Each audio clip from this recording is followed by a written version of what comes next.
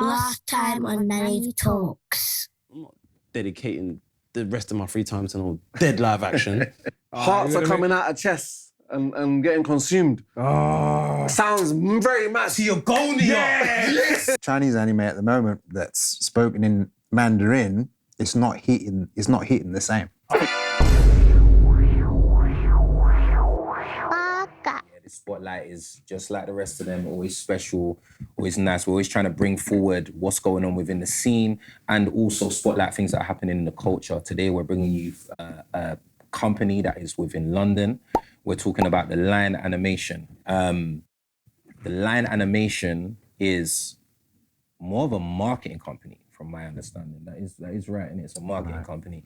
They've done work for League of Legends, Gorillaz. Who else? What? Overwatch 2. Overwatch 2. Valorant. Riot Games. Zuki. Valorant. They did Zuki. Monsters We Make. Monsters We Make. Who we spotlighted. They done the trailer for Monsters We Make. They done one of the. Was it an episode for Azuki? I think they done an episode for Azuki. I believe Or was so, it? Yeah. They done something for Gucci as well. They done something for Gucci. Stuff. So what they're doing is they are bridging the gap between marketing needs for these like gaming companies or like existing anime companies. I think they're even doing bits with like DC as well. The idea is they are that marketing company that are giving anime solutions and animation to these companies in order to bring forward anime. They've got some really, really cool directors. The founder, Wesley Lewis, is working on, I don't know if you guys know, but a lot of us here were Caribbean. Pretty much half the team is Caribbean. Well, More than half. It's all right. It's just you, innit? It's all right. It's cool. It's just you, innit? No. It's all right. It's over there with his jaw flat. It's all right. yo! And this is when you want to DJ the spotlight. Man are sick. Get back to the line. I said, He left it as half the team. He was like, to the line. I know, you're the one who made it a thing. Yeah. man. Do you know what it is? We got the Line Animation, yeah? Right? Cut it back there.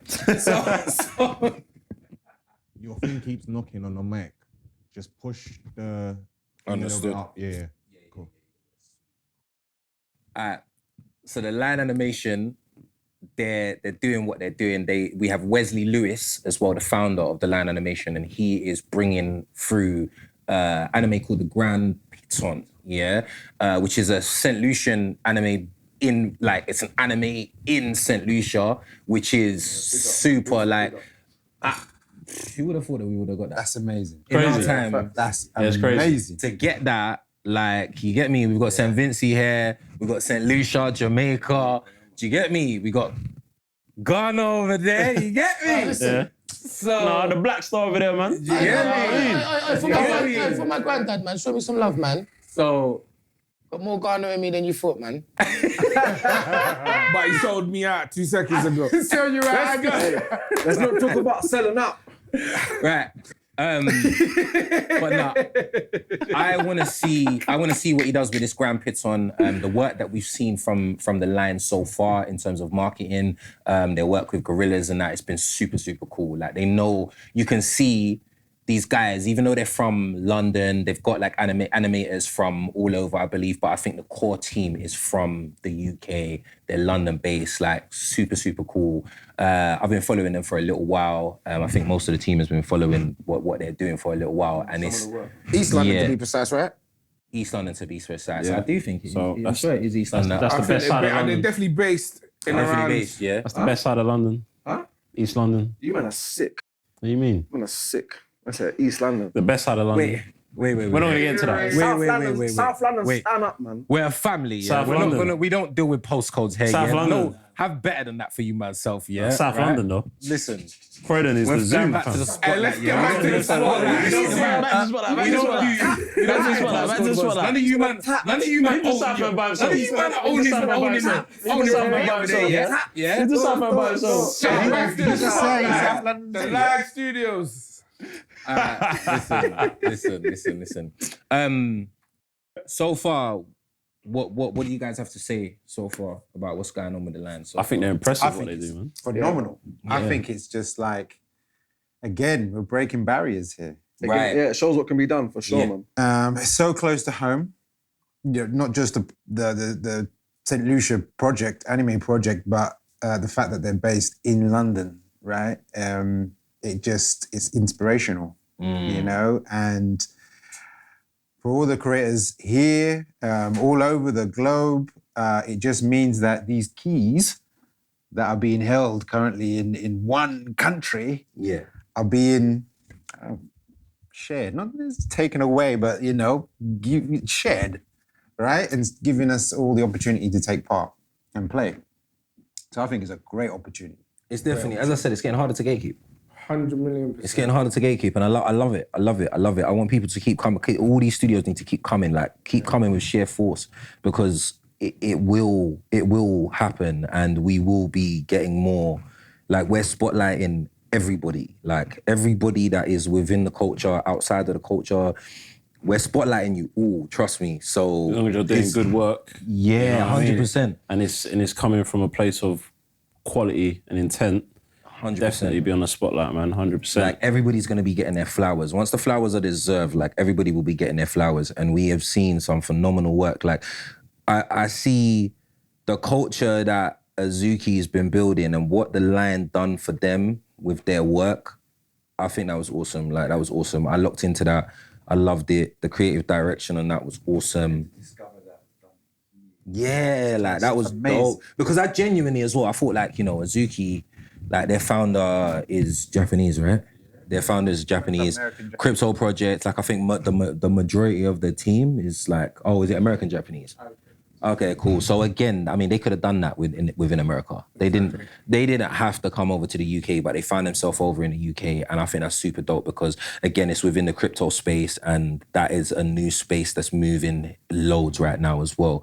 So I think they got eyes on in the right place, and again, Gorillaz. Yeah. The legends. As soon as you see that animated face from Gorillaz, you know it's Gorillaz. You know, innit? Even if you don't listen to Gorillaz like that, you've seen it before and you'll know roughly where it's from. So that's huge. Well. Yeah. Such an impact back then. Yeah.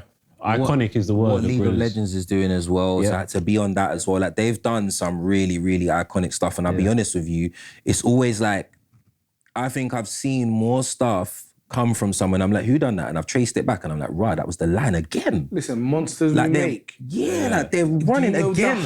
Another hype? American project that Exactly. found themselves in the UK for work. I love that for them. The hype that little trailer created. Generated. It's Yeah. mad. Was crazy. Everyone thought there was an anime coming, let alone a... It kind of gave more. Exactly. First time you lot showed me, I said, what is this a new anime coming out? I need to watch. And now this is just a trailer. I said, It yo, gave what? man more hype than Kaiju.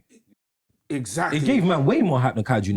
I'll be honest with you. you're saying, for sure, you know. And we've been following them for a little while, and to discover that they've just done that for that new project was wow. But can I also say as well, feeding back to our original, one of the original topics of this episode, the Black community, if there's any form of resonance that's not currently happening, it's based on the fact that we don't see ourselves. So the moment that we're faced with something whereby you see one of us in it, and it only needs to be one.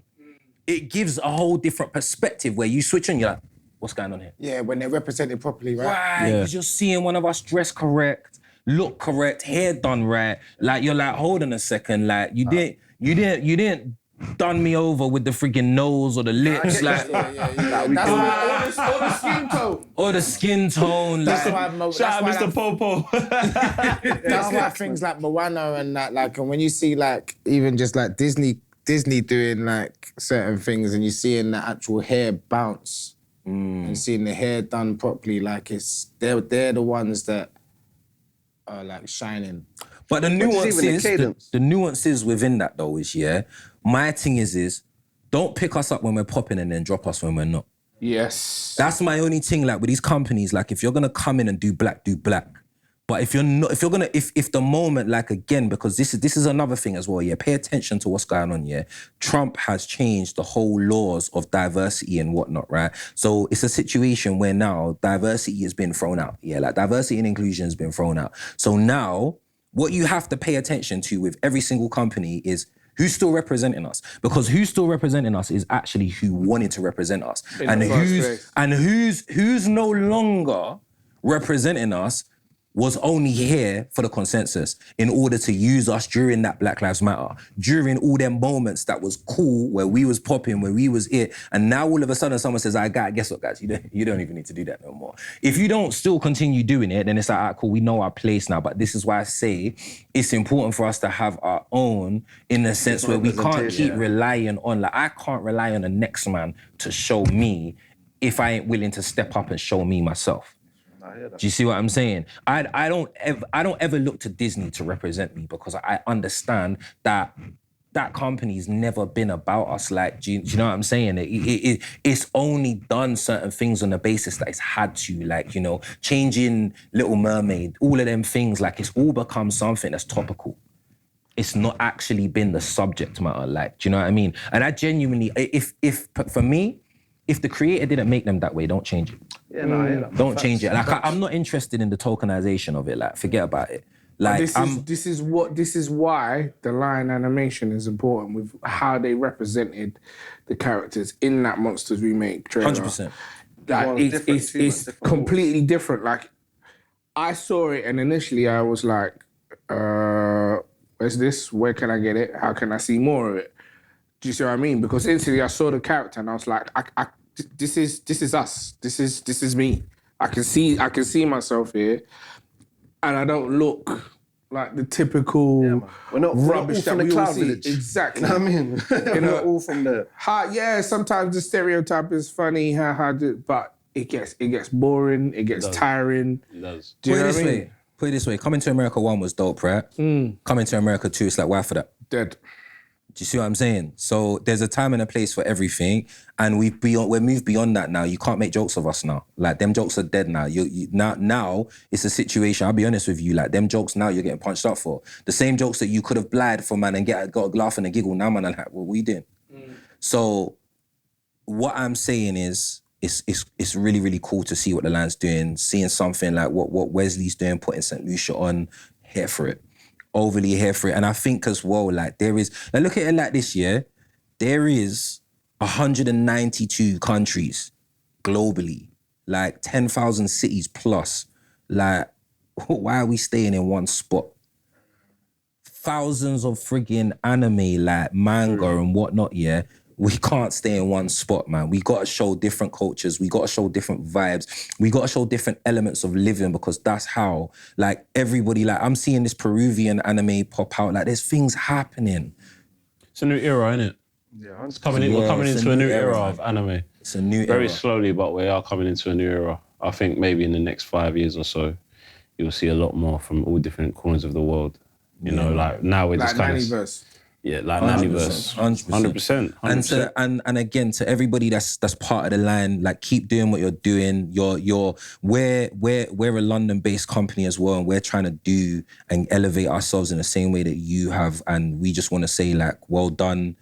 Here's your flowers, and, like, keep doing what you're doing, because you're inspiring us. I'm sure you're inspiring a bunch of other guys out there trying to make the same journey or reach the same paths as you guys, whether or not they're creating manga or webtoons, whatever they're doing, like, in terms of trying to get a creative streak going. You guys are showing that it's possible, because you look like us.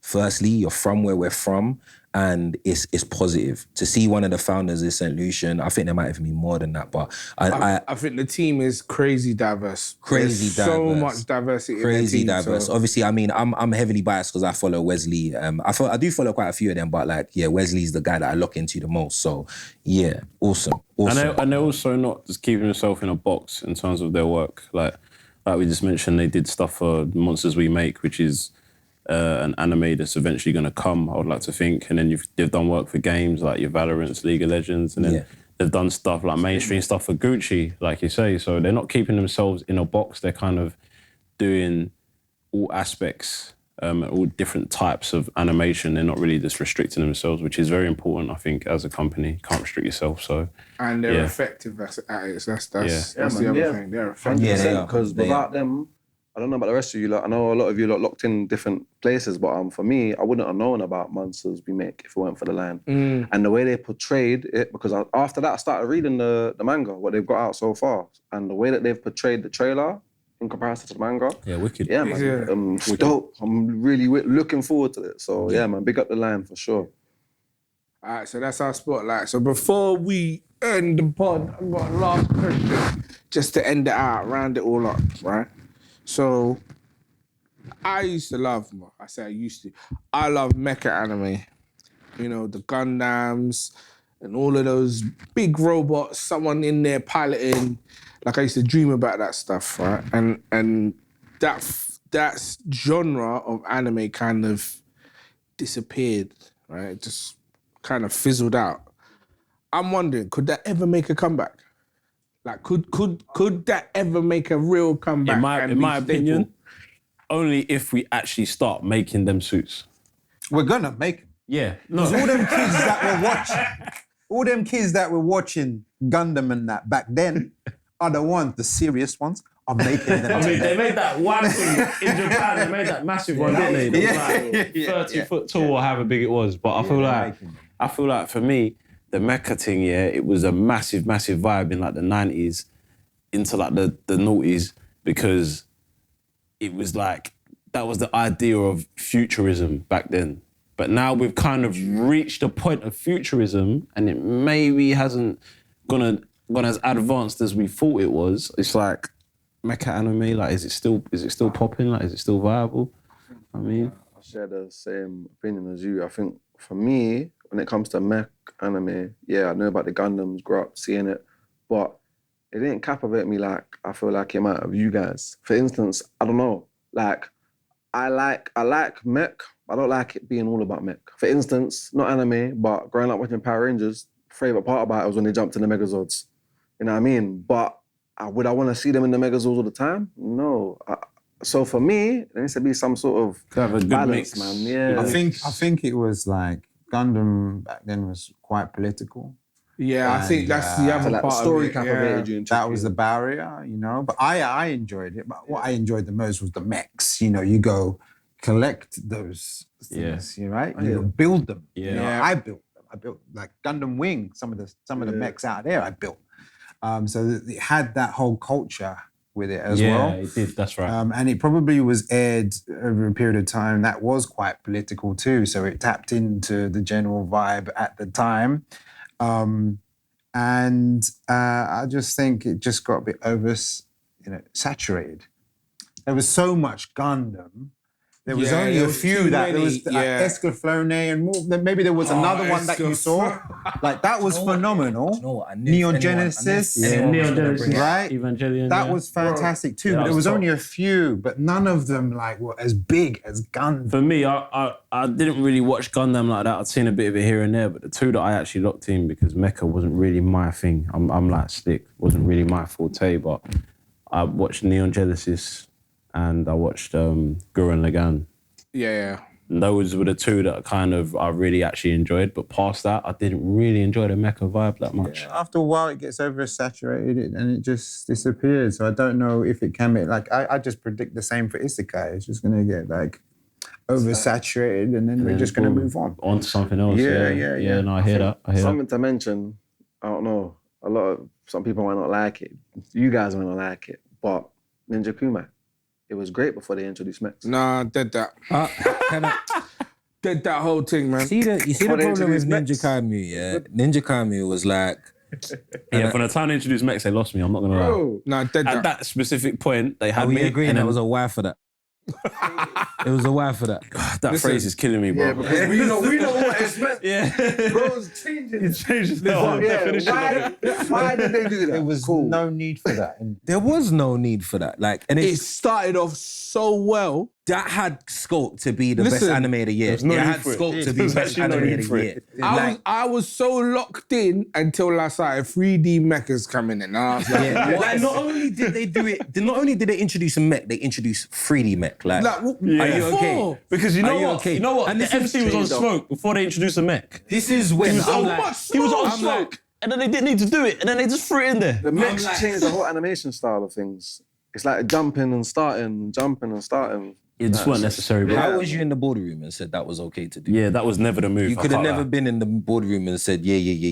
I would have slapped everyone. This is where we, bro, listen. I would have slapped everyone. Look at what we've just done. Now you want to introduce this? It doesn't, like, it didn't compute. But again, I didn't read the manga, so I do think that it would be good to go and see the manga and see why that came in to play. Do you know what I mean? Did you read the manga? Junior? No way. that was the first time I'd ever heard of it, and I watched the anime, and like I said, I was enjoying it until they brought the mechs in, and I was like, I think the mistake as well, the way they introduced it was legit. Okay, it's smoky. Man and ninjas, like doing the maddest of stuff. And then we went into Power Rangers. Yeah, it's like no one was asked for it. It was mad. What I would like to come back though, that was all part of the mech scene, was some of those, especially the movies, had the most beautiful animation. Evangelion, they could do that again. They could do that again.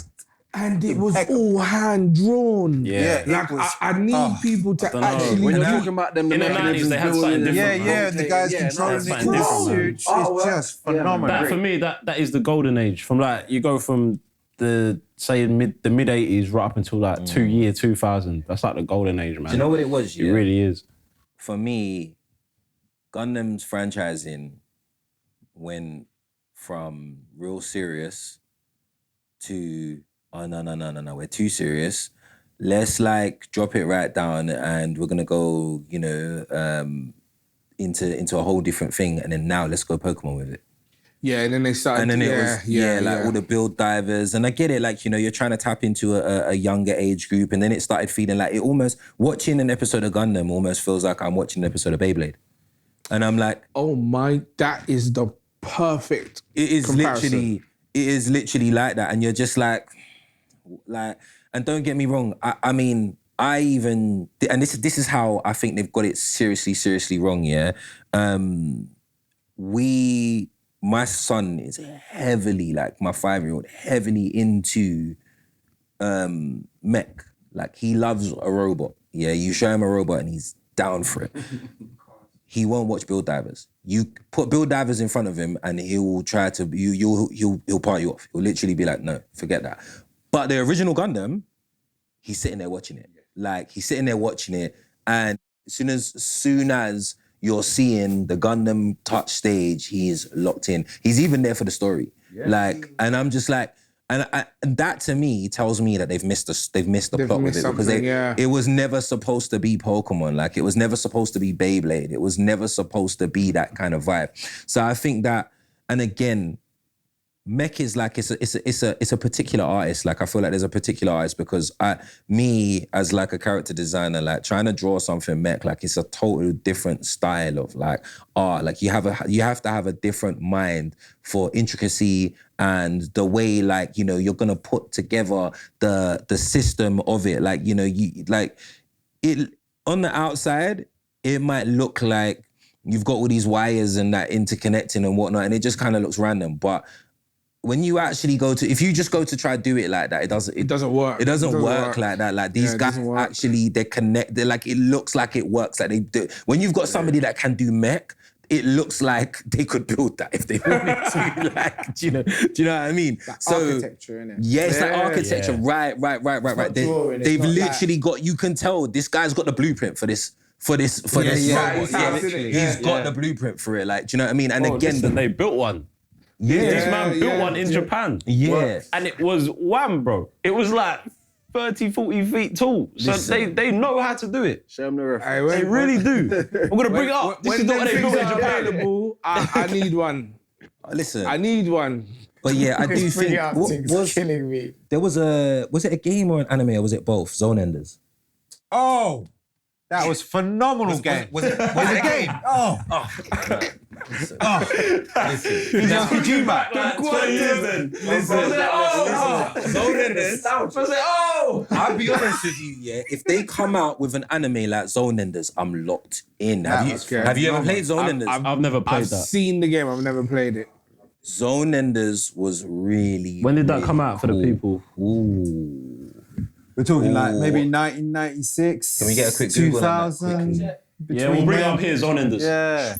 Yeah. 1996, that's before I was born. Year before. 1996, 2000, maybe around about the time. Yeah, Zone Enders was really, really cool. And again, that's that. I just feel like that I need to see, like the fight scenes that I need to see, like Zone Enders as well. Like it was really, really cool because you had these like mechs that would almost like transform into like a wipeout vehicle, and then transform into a mech where it could fight as well. So it had all elements where it was like vehicle based. Power Rangers. 2001. 2001. Yeah, but when I'm telling you like 2001. It was on PS3, innit? Yeah. Wow. Way, Okay. I'm surprised I haven't seen that. better than the way like, and it's so much more grown up as well. And the missions that you're doing and stuff like that, that's so sick. If that was anime based, that would pop. That would absolutely pop nowadays. I just think that we need a level of seriousness. We need a level of art style that actually runs. Yeah. In order to get to the bag with that, because I do think that there is a community for it. Oh, 100%. I do think that there is a community for it. It just needs to be something that is tangible all the time. I mean, the culture's still there underneath. Like, they still got the toys and the action figures, the things that you can build. It's still Talking about the there. action figures as well, yeah, that is a big earner for them. There's actually a brand that goes throughout all of the Comic-Cons and all of that, yeah. I forget, but that is a big money earner. The Gundams, like people that go, there's a company that go around and actually sell the Gundams. And I wish I could remember the name to even give them the shout out, because I've bought quite a few of them from there for the kids, and like it's nice as well, because it's that step up from like building a Lego. Yeah. Do you get me? Like it's that step up, especially for like your kids, or even I would sit there like, because obviously they range it from tiers where you've got like the kid versions where it's less pieces, go up a tier, and then you're at like your full builds where you're literally building the Gundam. Get the blueprint out in front of you. Yeah. Big tall thing with 1,000 odd Right, pieces. right. Proper. And then you have to paint. Like, some of them you have to Yeah, paint. you have to paint. Yeah, it's good. Stickers, Real all of collector's that. pieces, innit? Wicked. It's like a fun puzzle for yourself, innit? Yeah, man. Yeah, I definitely like it, man. So yeah, man. That is Nani Talks for today. Thank you for coming. Make sure that you like, subscribe, share, tell your friend, to tell your nan, to tell your family. Let's make it happen, yeah? Nani Talks, episode 3. Peace.